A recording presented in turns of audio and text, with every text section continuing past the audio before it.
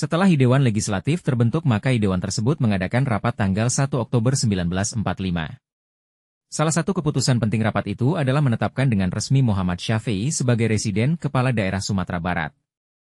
Sebelum rapat resmi lengkap ini, pada pertengahan September, pemimpin KNIT dan beberapa tokoh masyarakat Sumatera Barat juga mengadakan rapat.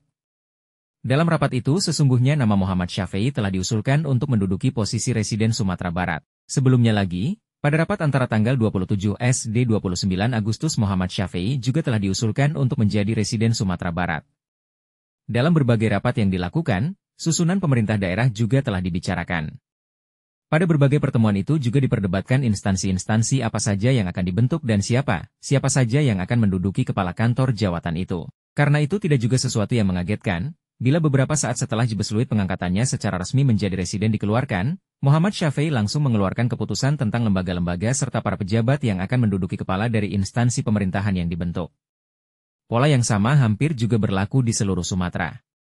Ada daerah yang menyusun pemerintahan daerahnya dengan tergesa-gesa dan hanya memiliki jawatan kantor urusan dengan jumlah yang terbatas. Di sisi lain ada pula yang lebih serius dan tertib administrasi, memiliki para petinggi daerah dan jawatan atau kantor yang cukup banyak. Adanya beberapa daerah yang membentuk pemerintahannya langsung dengan jawatan yang lengkap, banyak, disebabkan oleh tersedianya SDM, sumber daya manusia, yang cukup di daerah itu dan adanya respon, dukungan yang kuat dari warga daerah, terhadap proklamasi kemerdekaan. Sumatera Barat adalah sebuah keresidenan yang memang sangat kuat dengan SDM saat itu, dan daerah tersebut juga dianggap sebagai salah satu daerah yang sangat kuat serta solid mendukung kemerdekaan. Seperti telah disebutkan pada bagian terdahulu, ada sebuah fenomena yang menarik dari pemilihan residen dan para pejabat di berbagai instansi, kantor dan jawatan pada pemerintahan daerah saat itu.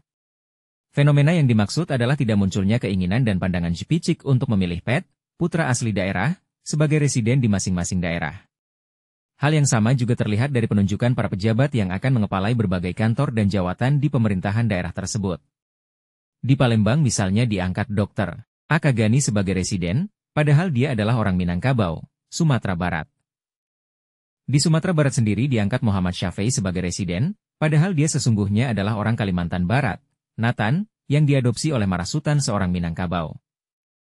Orang Minangkabau juga dipercaya sebagai residen Riau, yakni Aminuddin. Sejumlah pejabat yang diangkat sebagai kepala jawatan dan kepala kantor di berbagai keresidenan tidak melulu putra asli daerah, namun juga berasal dari beragam etnik, tidak hanya etnik-etnik yang ada di Sumatera tetapi juga dari daerah lain, termasuk Pulau Jawa. Di Sumatera Barat misalnya ada sebanyak 6 orang petinggi daerah itu yang berasal dari luar Sumatera Barat.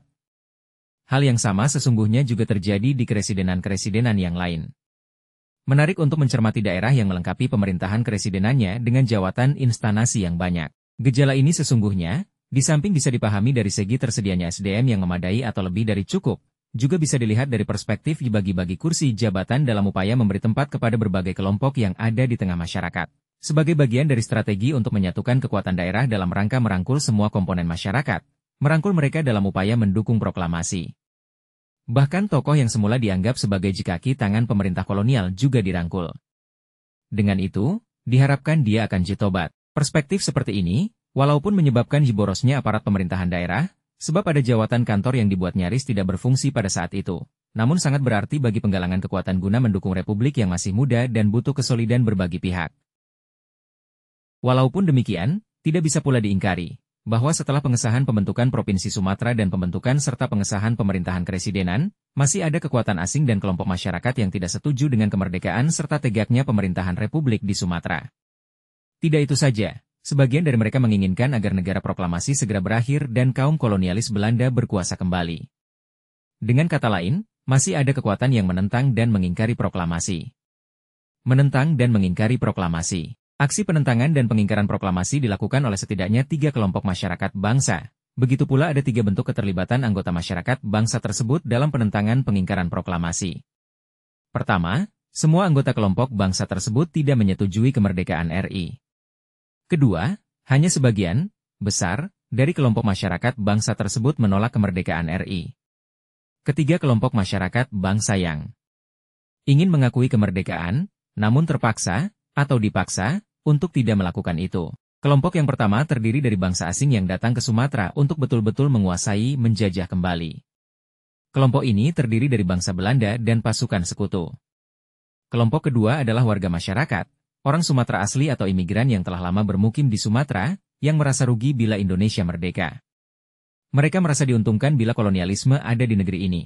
Apalagi mereka sesungguhnya telah bekerja sama dalam lapangan ekonomi dan politik, serta telah menjadi bagian dari mesin kolonialis di zaman penjajahan Belanda. Di samping itu, mereka termasuk kelompok masyarakat yang memiliki pengalaman tidak menyenangkan dan sangat dirugikan selama masa pendudukan Jepang. Kelompok masyarakat yang termasuk ke dalam pihak ini umumnya berasal dari kalangan raja, pihak kerajaan, kaum bangsawan, dan bangsa Tionghoa. Kelompok ketiga adalah bala tentara Jepang, yang baru saja kalah perang dan dipaksa menjaga status quo di Sumatera dan Indonesia. Sikap bala tentara Jepang secara tegas dimulai sejak tanggal 22 Agustus, yakni segera setelah komandan tertinggi bala tentara Dai Nippon di Bukit Tinggi serta Shuchokan di masing-masing daerah secara resmi mengumumkan kekalahan negeri matahari terbit tersebut. Pengumuman itu relatif sama bunyinya, yakni menyebutkan bahwa Tenno Heika memerintahkan supaya peperangan dihentikan. Pengumuman tersebut dilakukan di berbagai tempat, dan di hadapan berbagai kalangan. Di Palembang misalnya, pengumuman yang dilakukan oleh Shuchokan Miyakoto Shio dan dilakukan di kediamannya serta disampaikan langsung kepada sejumlah pemimpin dan tokoh daerah. Di Pekanbaru pengumuman disampaikan oleh Shuchokan Makino Susaburo di gedung bioskop Happy, dan dilakukan di hadapan para pegawai pemerintahan Ryaoshu. Di Aceh pengumuman dilakukan oleh Shuchokan S. Lino, di kediamannya tanggal 23 Agustus dan dilakukan di hadapan sejumlah pemimpin dan pemuda daerah. Di Medan, Shuchokan Sumatera Timur, Tesuro Nakashima, hanya mengeluarkan maklumat resmi bahwa Jepang telah kalah. 67 selanjutnya dinyatakan bahwa sekutu menginstruksikan Jepang untuk memegang teguh status quo, tidak ada perubahan politik yang boleh dilakukan, Jepang ditugaskan memelihara keamanan sampai tentara sekutu berada di daerah tersebut, dan rakyat harus patuh pada Jepang. Dari pernyataan-pernyataan di atas diketahui bahwa Jepang mengakui bahwa dia menjadi juwakil sekutu dan patuh pada sekutu. Dari pernyataan-pernyataan itu juga diketahui bahwa Jepang tidak mengizinkan adanya perubahan. Dalam hal ini perubahan politik berupa kemerdekaan bagi rakyat dan warga Sumatera, RI. Sikap Jepang itu kemudian dipertegas dalam setiap pernyataan yang dikemukakan oleh para Shuchokan tersebut tidak satupun yang menyinggung tentang proklamasi atau kemerdekaan RI. Sikap bala tentara Jepang secara tegas dimulai sejak tanggal 22 Agustus. Yakni segera setelah komandan tertinggi bala tentara Dai Nippon di Bukit Tinggi serta Shuchokan di masing-masing daerah secara resmi mengumumkan kekalahan negeri matahari terbit tersebut. Pengumuman itu relatif sama bunyinya, yakni menyebutkan bahwa Tenno Heika memerintahkan supaya peperangan dihentikan. Pengumuman tersebut dilakukan di berbagai tempat, dan di hadapan berbagai kalangan. Di Palembang misalnya, pengumuman yang dilakukan oleh Shuchokan Miyakoto Shio dan dilakukan di kediamannya serta disampaikan langsung kepada sejumlah pemimpin dan tokoh daerah.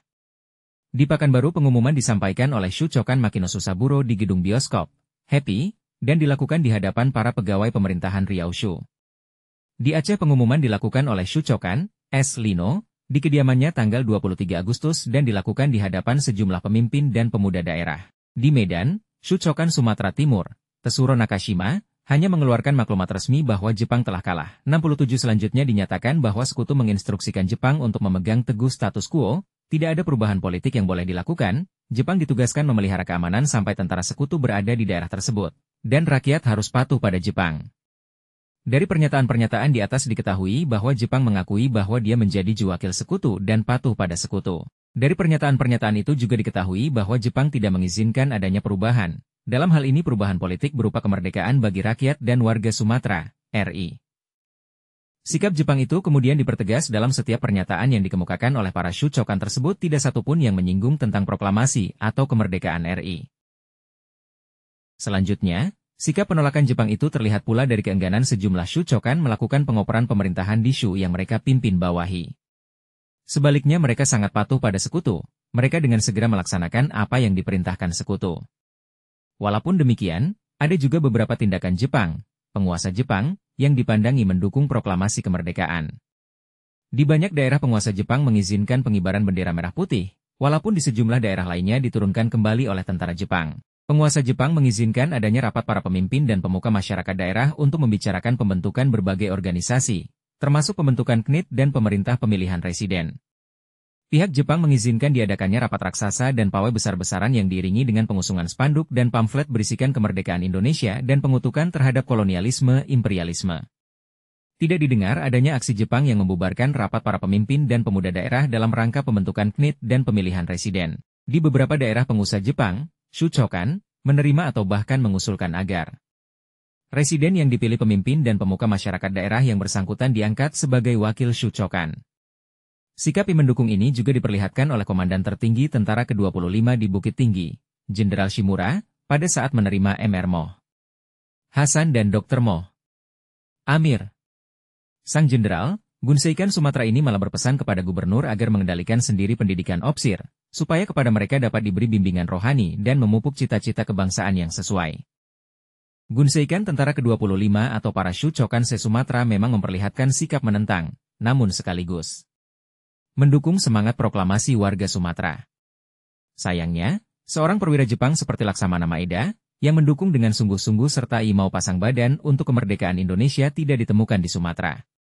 Mereka lebih memilih sikap mengiyakan perintah tuntutan sekutu agar tetap menjaga status quo, tetapi pada saat yang bersamaan juga bermain mata dengan pemimpin dan pemuka masyarakat Sumatera. Walaupun kadarnya tidak begitu besar dan tidak begitu kuat, sikap para petinggi Jepang yang bermain mata dengan pemimpin Sumatera, kemungkinan besar diketahui oleh sekutu dan sekutu tidak ingin itu tetap berlanjut.